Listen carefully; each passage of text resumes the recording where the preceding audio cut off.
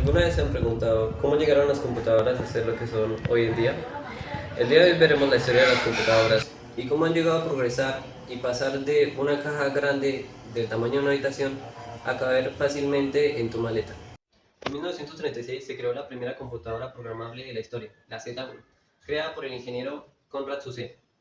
En el contexto de la informática, una generación de computadoras se da cuando hay un gran cambio en el procesamiento de cada computadora. Es por eso que el día de hoy vamos a resumir la historia de las computadoras en generaciones. La primera generación va de 1940 a 1952. En 1946 fue creada la ENIAC, la primera computadora digital, y en 1951 fue creada la Univad 1, la cual es la primera computadora comercial. Características de esta generación: solo se podía programar en lenguaje máquina y solo se podía ejecutar un programa a la vez, es decir, no existía aún la multiprogramación. Necesitaba mucha electricidad, cosa que provocaba mucho calor y fallos puntuales. Utilizaban tubos de vacío para los circuitos. Utilizaban tambores magnéticos para la memoria. Los equipos llegaban a tener el tamaño de una habitación entera. La cuarta generación va desde 1977 a 1981. Pero un día a alguien se le ocurrió decir, ¿y si cambiamos los tubos de vacío por transistores? ¿Y qué eran los transistores? Los transistores eran lo mismo que los tubos de vacío, pero más pequeños. Y claro, las computadoras rápidamente empezaron a modificarse, empezaron a ser más rápidas, más eficaces. Y sobre todo el IBM empezó a vender más computadoras, como si fuera pan caliente, vendieron más de 10.000. Y su cliente estrella fue la Marina de los Estados Unidos, porque claro, cuando uno se consigue un submarino o un barco, lo primero que piensa es, necesito una computadora para jugar al buscaminas. Características de esta generación. El rendimiento de los transistores permitió reducir mucho el margen de fallo, mucho mayor procesamiento y menor gasto de energía. Reemplazo de los tubos de vacío por transistores. Pasó a usar un lenguaje máquina a un lenguaje más simbólico. La tercera generación va de 1964 a 1971. Esta generación comenzó gracias a la creación del chip, creado por los ingenieros Jack S. Kilby y Robert Noyce. Gracias a este gran avance, se vio un gran paso en el procesamiento de datos y se redujeron bastante los costos de producción. Esto hizo también que se redujera el tamaño de las computadoras. La computadora más famosa de esta época fue la IBM 3600. Esta computadora llegó a vender hasta 30.000 unidades. Después de esta computadora, y a lo último de esta generación, llegó una supercomputadora llamada CS6600. Esta supercomputadora se presumía por ser la más potente de la época, llegando a ejecutar hasta 3 millones de funciones por segundo. Así es como la tecnología está avanzando. Observa este nuevo robot, cómo le ayuda en todo lo que ella necesita. Características de esta generación: se flexibilizó la multiprogramación y se redujo el consumo energético. Se crearon mini computadoras con precios más accesibles. Esta generación, a nivel comercial, llegó a generar más confianza de la gente, por lo que la fiabilidad de estas máquinas aumentó bastante. Los componentes electrónicos que antes estaban separados ahora venían en una sola pieza conocida como el chip. La cuarta generación va desde 1977 a 1981. A esta generación se le conoce como la adolescencia real de la tecnología. ¿Por qué? Porque se hizo más eficaz, se hicieron más pequeñas y tenían más actitud.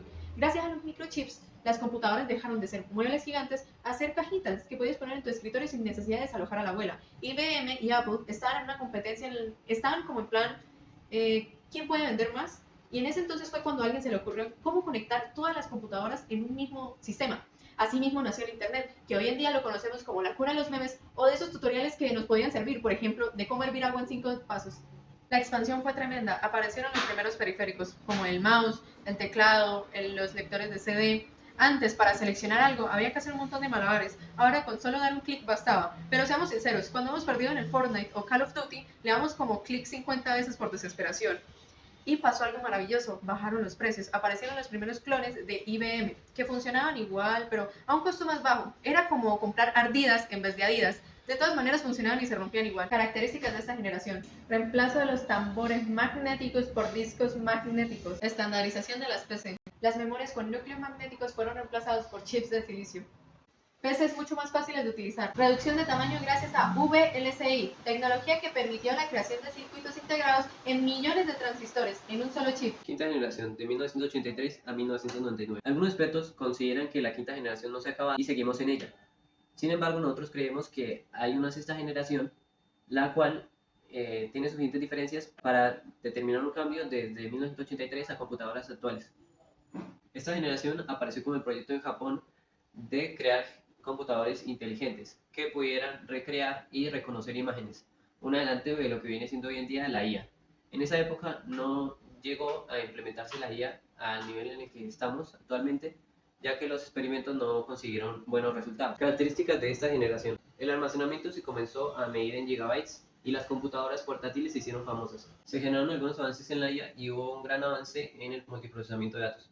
Los computadores ya no necesitan un conocimiento de programación para ser utilizados. Aparecieron los DVD. Hubo algunos avances en la inteligencia artificial y dio un gran paso el multiprocesamiento. Llegamos a la sexta generación, la actual, la que va desde los 2000 hasta hoy que te estoy hablando. En esta generación se caracteriza porque nosotros los jóvenes nos preguntamos cómo hacían antes para sobrevivir sin ver TikTok. Bueno, esta generación se caracteriza por dos cosas. La primera es el diseño. Antes las computadoras eran como ladrillos, pesadas, sin gracia. Ahora las computadoras tienen un formato más tipo tablet.